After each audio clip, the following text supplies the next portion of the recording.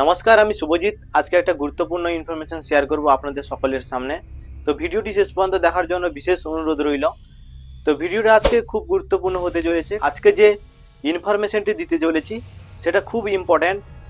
এই যে আমাদের আজকের দিনে যে এত বড় একটা পৃথিবী, এর ভিতরে কত পশু পাখি জীব জন্তু গাছপালা কীট পতঙ্গ নিয়ে আজকে আমাদের এই পৃথিবীটি গড়ে উঠেছে।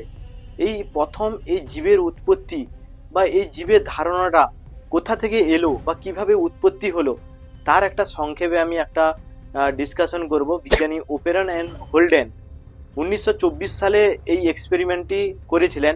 মানে তারা একটা ধারণা দিয়েছিলেন যে কিভাবে উৎপত্তি হয়েছিল, প্রথম পৃথিবী কিভাবে কোন এনভায়রনমেন্টে ছিল, কিভাবে ছিল। তাদের একটা মানে তাদের এক্সপেরিমেন্টে ছিল কল্পনা এক্সপেরিমেন্ট। পৃথিবী প্রথম জলপূর্ণ অবস্থায় ছিল, যেটা আজকে 3 ভাগ জল 1 ভাগ স্থল, তখন পুরোটাই জল ছিল। এবং সূর্যের বিকট তাপের ফলে ওই জল উত্তপ্ত হয়ে বিশাল একটা গরম একটা এনভায়রনমেন্টে তৈরি হয়েছিল। কন্ডিশন বা টেম্পারেচার ধীরে ধীরে ধীরে বাড়তে বাড়তে বিপুল পরিমাণে টেম্পারেচার বেড়ে একটা হট এনভায়রনমেন্টে তৈরি হয়েছিল বা হট এনভায়রনমেন্টে ছিল।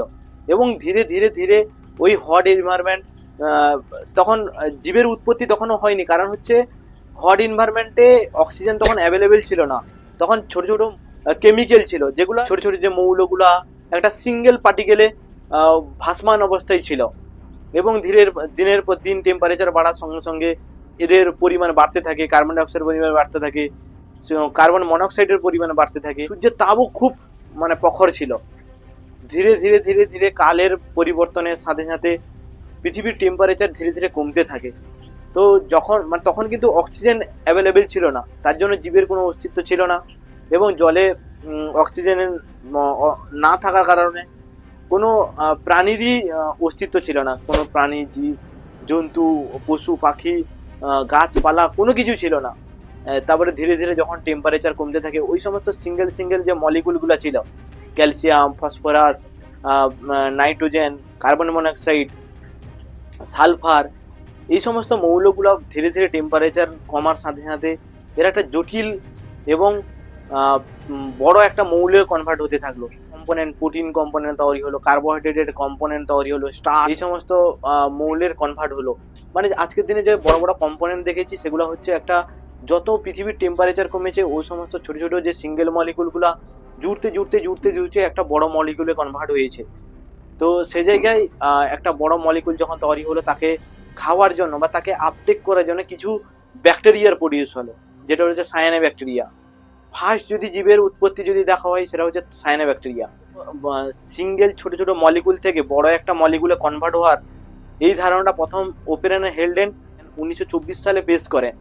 তো আর 25-26 বছর পর বিজ্ঞানী মিলার এবং উরি 1952 সালে ফার্স্ট এই এক্সপেরিমেন্টটাকে ল্যাবে মানে করে। ওপেরনের হেলডেনের যে ধারণাটা সেটাকে বাস্তবায়িত করার জন্য ল্যাবে প্রথম তাদের টেস্ট পর্যবেক্ষণ করেন। টেস্টিংয়ের মাধ্যমে ল্যাবে একটা এক্সপেরিমেন্ট করে যে কিভাবে ওটা হতে পারে। যে ওরা একটা কেমিক্যালিভাবে ওরা হিট জেনারেট করে, হিটের মাধ্যমে ওটা জলটাকে ফুটালো, ফুটিয়ে ওটা বাষ্পটাকে তখন স্টিম তৈরি করলো। স্টিমটা যখনই স্টিম তৈরি হলো, মানে পৃথিবীতে যখন স্টিম তৈরি হয়েছিল, মানে যখন জলের উপর যখন প্রখর সূর্যের আলো যখন পড়ে তখন টেম্পারেচার তো বিপুল পরিমাণে বেড়ে যায়, যার ফলে তো বাষ্পের পরিমাণ বেড়ে যায়।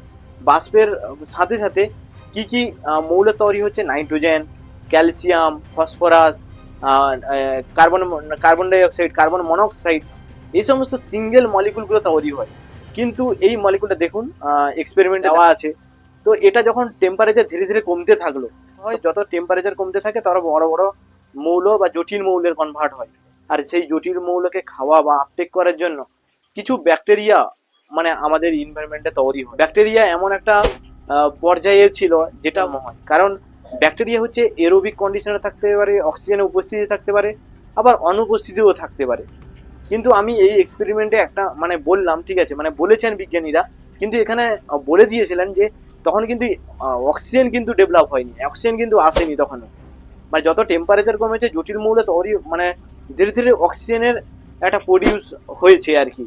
মানে প্রথম অক্সিজেন ছিল না পৃথিবীতে, প্রথম কিন্তু অক্সিজেন ছিল না, ছোট ছোট মৌল ছিল, যৌগ ছিল, যেগুলা টেম্পারেচার কমার সাথে সাথে ওই সমস্ত যৌগ বা মৌল টেম্পারেচার কমার সাথে সাথে ওরা জটিল মৌলে কনভার্ট হয়েছে, প্লাস হচ্ছে অক্সিজেনটা প্রডিউস করতে শুরু করেছে।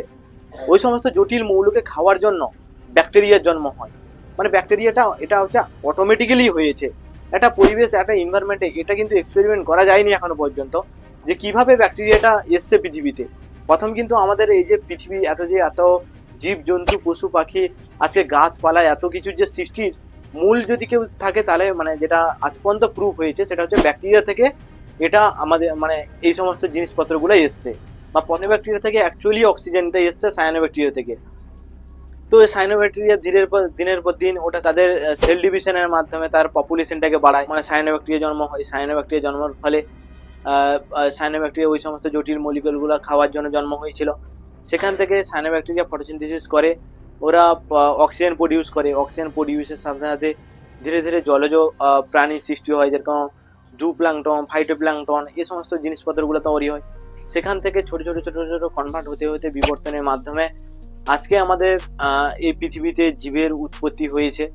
তো অনেক অনেক অনেক বিলিয়ন বছর ধরে এই প্রসেস বা কন্টিনিউ এই প্রসেস চলার পর আজকে আমরা একটা মানে পূর্ণ একটা মানুষের রূপ বা ধারণা, মানুষের রূপ নিতে পেরেছি, বা গাছের মতো একটা রূপ নিতে পেরেছে।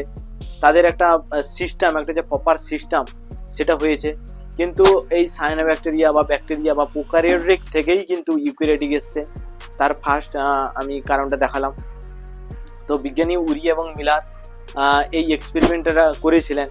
এ পর্যন্ত মানে পৃথিবীতে এটাই এক্সিস্ট করে, বা আমাদের আজ পর্যন্ত স্টাডি লাইফে যেটা যে ঘটে চলেছে এই এক্সপেরিমেন্টকে নিয়েই আমরা এগিয়ে যাই।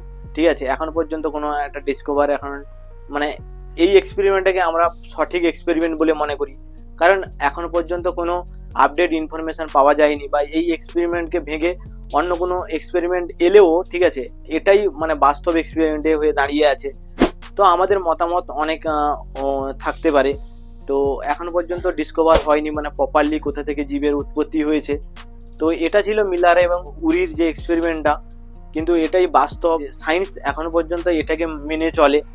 বেসিক্যালি যেটা বলার ছিল সেটা আমি আজকে বললাম, তুলে ধরলাম। তো ভিডিও শেষ পর্যন্ত দেখার জন্য অসংখ্য ধন্যবাদ। ভিডিওটা যদি ভালো হয়ে থাকে, যদি ইনফরমেটিভ মনে হয়, তাহলে ভিডিওটিতে লাইক, কমেন্ট, শেয়ার এবং চ্যানেলকে সাবস্ক্রাইব করে দিন। আপনাদের সকলের হেল্প এবং সাপোর্ট আমাকে এগিয়ে যেতে অনেকটা সাহায্য করবে। তো নমস্কার।